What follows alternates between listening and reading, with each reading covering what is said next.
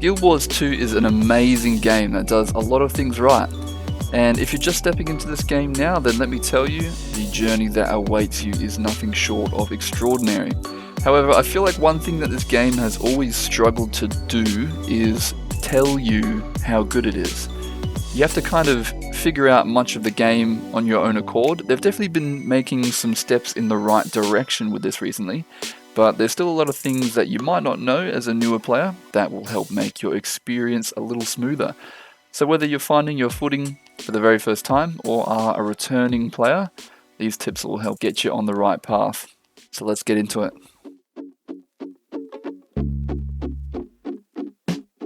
You get a lot of stuff in this game, I mean a lot, and sometimes inventory management can be a bit overwhelming for newer players who don't really know how to properly process their loot and upgrade their bag space and so on.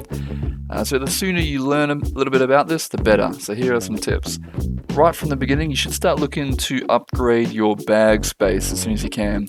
You can get inventory bags from many vendors around the world, crafted, found as just loot and random drops, or from completing achievements and personal story. This is just a personal preference, but I like to go into the inventory settings and hide bags. This just combines all of your bags into one big inventory, so it uses space more efficiently and just, I think it looks better. Make sure to use the deposit all button in the top right of the inventory panel. So this will instantly deposit all crafting materials into a section of your bank called material storage. Here you can store a large amount of each and every crafting material so they don't take up space in your inventory or your bank. And they can be withdrawn from any bank access NPC or even crafting station from anywhere in the world on any of your characters. There are many items that you will get that have no value or use for anything other than just being sold to an NPC vendor for a bit of coin. So whenever you see one of these, you can rest easy knowing that it's not something important. You can just sell that to a vendor and be done with it. There's also this super handy sell all junk button on the sell tab of any vendor, which will automatically sell all of these items in your inventory that have no other use. And this will often instantly clear up a bunch of space in your inventory if you've been playing for a while. Finally, there are many items that should either be salvaged or just sold on the trading post. So as a general rule, in this game, almost every item that can be sold will net you way more profit if you sell it to other players on the trading post instead of to an NPC vendor, with very few exceptions. However, it's usually better to salvage a lot of lower level gear that you get so that you can turn them into crafting materials. This is where a lot of your general crafting materials will come from actually, so it's good to start building up your stash a little bit earlier, as you'll likely need them later on, or you can just sell the crafting materials as well and usually get more profit. I would highly recommend this guide from Abree if you want to get a bit more in-depth with salvaging gear efficiently. The link for that will be in the description. So once you've sold all your junk items, salvaged the gear that you don't want, sold items to the trading post, and deposited all your materials, there's one final super handy and satisfying button to press. The compact inventory button next to the deposit all will move all of the items in your inventory up, filling any empty gaps so it's all nice and compact. Guild Wars 2 has changed a lot over the years. If you're a returning player that played around launch or even just a few years ago, you may notice when you come back that leveling is much faster now. Mounts, gliding, new achievements, new content, and the general just rise of average power level in this game have all contributed to making the leveling process much faster now. So now more than ever, I'd say that there is absolutely no reason to rush through the early game. It's there for a reason, and in my opinion, it's best experienced when savored. If all you want to do is get to the end game, you can do that, and that's just fine. You can even just boost a character straight to max level with a level 80 boost that you get when you buy any expansion. For the rest of you though, take your time. This game does so many things right in the early game. Exploration is so immersive and beautiful. You progress through levels at the same time that you progress through exploring the maps, which blend perfectly into the story that you uncover at the same time. New gameplay mechanics get gradually introduced to you the whole time. Like every level that you gain, you unlock something new, and there's always something going on in any map that you happen to be in. The leveling process can also be thought of as a way to sort of ease you into the end game. You may have heard the advice of don't use your max level boost on your first character, which I absolutely agree with. The build, crafting and combat system is quite in depth, and there's so much more that you will have missed out on if you just boost straight to level 80. And there's a really good chance that you just end up feeling overwhelmed and not have any idea of what to do or where to go. So definitely take your time to organically level up your first character and learn the systems, explore the world. This game is incredibly alt character friendly, so you can always use that boost on another character. So this game honestly has one of the best, most well-maintained and integrated wikis that I've seen. Not only is the wiki full to the brim with pretty much any information you could possibly need on even the most obscure item in the game, but it's also all just a click away. You can type /wiki in game to immediately pull up the main page of the wiki, or even /wiki followed by whatever item, achievement, NPC, currency, weapon, skin, or any search term you want, and it'll take you straight to that specific page on the wiki, which has all of the information there on that one thing, all neatly organized.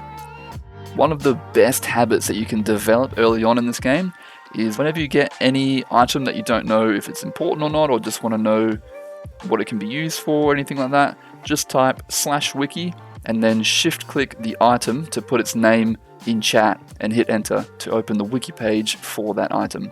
There it'll have everything that you can possibly want to know about that item. Get gliding and mounts early, if you want. So gliding and mounts are absolute game changers in Guild Wars 2.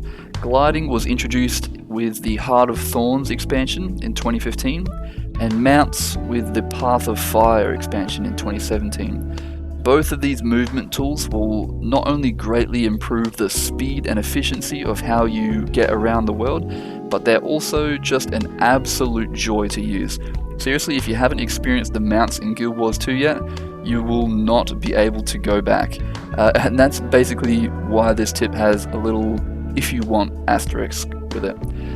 Once you unlock these, they are account bound, and you can use them on all of your characters at basically any time in the open world. And this is fantastic, but it also means that you will never be able to not use them ever again. That vista that you just want to quickly get to, that jumping puzzle or point of interest, you'll no longer have to do it the intended way if you can just mount up and get there instantly. Unless you have some insane willpower, and even then it feels different. You no longer did that jumping puzzle because you had to and feel great when you overcame adversity. It's now a conscious choice that you made to make it more difficult than it needed to be, if that makes sense. Now, this is probably not a big deal for most people, and if that's you, then fuck it. Just get your mounts and gliding. They're awesome. You won't regret it. But if you're a little bit more old school like me, I will say that I did enjoy experiencing this game without mounts and gliding first before they were added. And it made getting those quality of life things even more special. You now automatically unlock the Raptor mount once you hit level 10 if you own any expansion. But if you want to wait until you get your first max level character before unlocking gliding or any other mounts, you definitely can. Just know that you might feel a little bit left behind sometimes if you play with other players, as mounts and gliding have become basically essential traversal tools at this point, especially in the end game. To unlock gliding, you just need to own the Heart of Thorns expansion and unlock the Glider Basics Mastery by playing through a little bit of content in that expansion. Alternatively, you can also unlock basic gliding through End of Dragons or Secrets of the Obscure expansions, but you won't be able to upgrade it further with gliding masteries. So things like using updrafts or gliding indefinitely. Heart of Thorns is required if you want to do that. to unlock more mounts than the Raptor. Most of them are unlocked just by playing through the Path of Fire story. The basic version of the Springer can also be unlocked from End of Dragons, but you'll still need Path of Fire to upgrade it further. So many years ago, back when I used to play this game on and off very casually, I can remember countless times that I had taken a break from the game and wanted to come back, so I'd download the latest patch and hop back on, just to sort of wander around for a little bit, not really know what to do, maybe do an event or two, gather a tree, and then log off. Guild Wars 2 doesn't do what most games do and shove exactly what to do in your face. It's actually quite unique, and it's one of my favorite things about the game, but it's also one of my least favorite things about the game. It's awesome that you can truly just kind of do whatever you want, really, especially once you hit max level. But it also means that many people who don't put in a little effort to create some of their own personal goals can sometimes feel a little bit lost and maybe even feel like there's nothing to do. Again, the devs over at ArenaNet have definitely been working on this, and they're taking steps in the right direction. But I personally think it's still advantageous and just fun to go out of your way to set a couple of your own personal goals to work towards. Maybe it's to completely explore Queensdale because it's obviously the best map in the game. Maybe it's to unlock a specific greatsword skin because you saw some random dude walking around with it and you instantly fell in love. Maybe it's to complete a certain collection, reach a certain character level, gather every node in the map, beat every jumping puzzle, go through the entire decade plus worth of story content in the game, level up one of each profession, each race, each crafting discipline, get a certain legendary item, become the richest player in the game. All of these can be done, and all of them will give you an immediate sense of purpose and direction every time you log onto the game. Another thing that can help you find stuff to do is joining a guild. One mistake I made when I was new was not joining a good guild early on. There's countless guilds in this game, which are basically just like little communities. If you find a good one, they can completely change the game for you. A good guild is one that has many active players that are on and chatting at the times that you are, and they'll often run events that anyone in the guild can join in on. Maybe they do guild missions every week at a certain time, or have like fashion contests, run world boss trains, create groups for endgame content like dungeons, fractals, raids. A good guild can be super helpful for newer players, as you can always just ask in guild chat whenever you need help with something, and there's usually someone available to help right there in game. It's also just nice to have a sense of community in any game. Not only that, but joining a guild can even increase your loot and gold earnings, as many guild members frequently share resources, and you also get access to the guild hall booster, which is free and permanent once applied. You just can choose whichever kind of boost that you want, be it experience, magic find, gathering boost, and many more. You'll often see people advertising their guilds in map chat, mostly in highly populated areas like Lion's Arch, and starter zones like Queensdale and Caledon Forest, and capital cities like Divinity's Reach and the Black Citadel. You can also just ask yourself if any new player friendly guilds are looking for new members. Make sure you're talking in map chat, by the way, by typing /m before your message, just so everyone in the map can see. And another thing that can give you some direction is the Wizard's Vault. So this is a new feature added to the game with the most recent expansion, Secrets of the Obscure, and it's probably one of the best tools to use if you want an immediate sense of direction when logging on. So the Wizard's Vault essentially replaced the old daily login reward system, and it gives you some immediate tasks that you can complete daily, weekly, and seasonally, which is usually around a few months. The rewards are attainable through just regular normal play. There's no paid upgrades or skips or anything like that.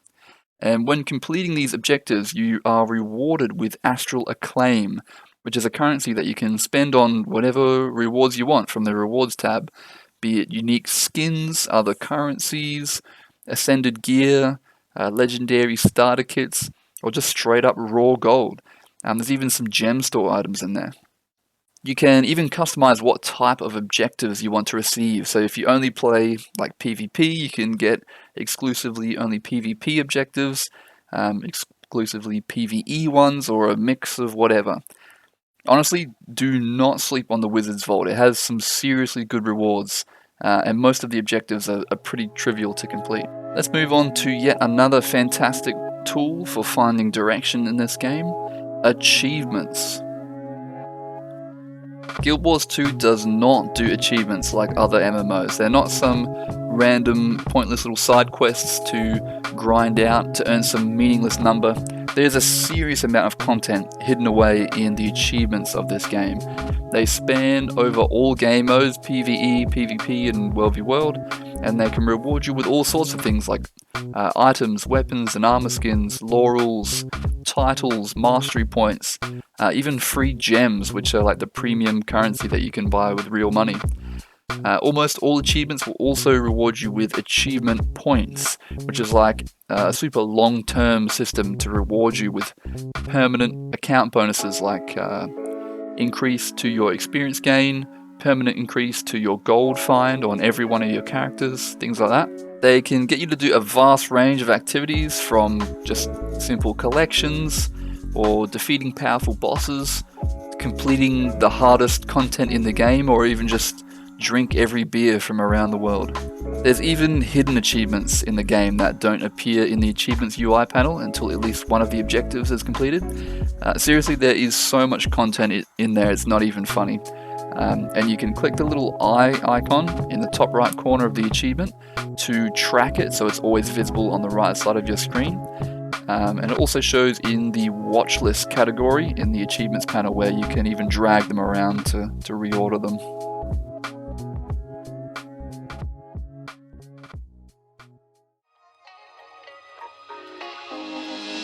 Squads are basically the bigger version of parties. While parties can have a maximum of 5 players in them, squads can go all the way up to 50 and have more features as well.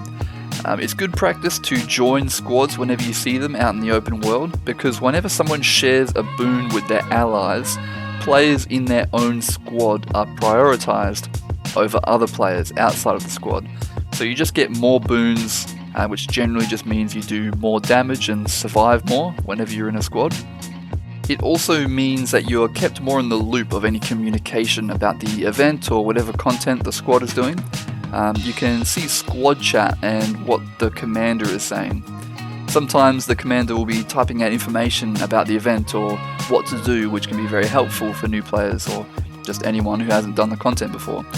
Little side note here, make sure you're talking in squad chat by typing /squad before your message, or just /d for short. Party chat sends the messages only to your subgroup in the squad. Most of the time you'll probably have no subgroups in the squad, so everyone can see party chat, but sometimes that isn't the case. If the commander puts themselves into their own subgroup or organizes everyone into subgroups, you might be wondering why everyone's ignoring you when you're talking to people in a different subgroup with party chat. Good habit is just to use squad chat, so everyone in the squad sees your message whether there are subgroups or not. So basically, experienced players can assign themselves as a commander, and they'll then have this commander icon above their head, which also shows on the map for everyone in the same map. They usually organize squads of players through content in the open world, or instance content, or in other competitive game modes. For open world PvE content, they sometimes even direct players to a specific map instance where like a map meta event is happening. And you can join their squad by clicking the tag icon on the map and click join squad, or right clicking their name in chat and joining that way.